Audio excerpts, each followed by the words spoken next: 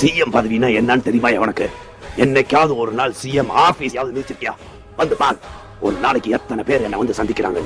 எவ்வளவு குறைநிறைகள், எவ்வளவு கண்ணீர், எவ்வளவு நன்றி, எவ்வளவு நெருக்கடி, எவ்வளவு மாலைகள், எவ்வளவு மறியல்கள், எத்தனை சிக்கல், எத்தனை டென்ஷன் உட்கார்ந்து இருக்கிறவனுக்கு தாயா தெரியும். எதையும் எடுத்தோமா கவுத்தோமான்னு முடிவெடுக்க முடியாது.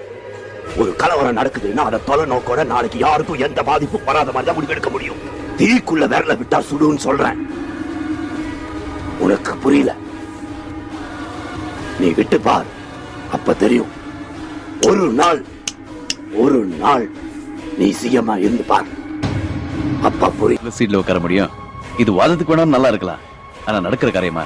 நடக்கும். அரசியல் சட்டத்துல அதுக்கு இடம் இருக்கு. சின்னதா ஒரு ஆர்டினன்ஸ் போடலாம். ஒரு நாள் இருந்து பாரியா? நானா? நீங்க ஜோக் பண்றீங்க. நான் சீரியஸா தான் சொல்றேன். ஒரு நாள் நீ என் நாற்காலியில உட்கார்ந்து பார். என் நாற்காலி ஒரு முள் படுக்க, என் பதவி ஒரு முள் கிரீடம்னு உனக்கு புரியும்.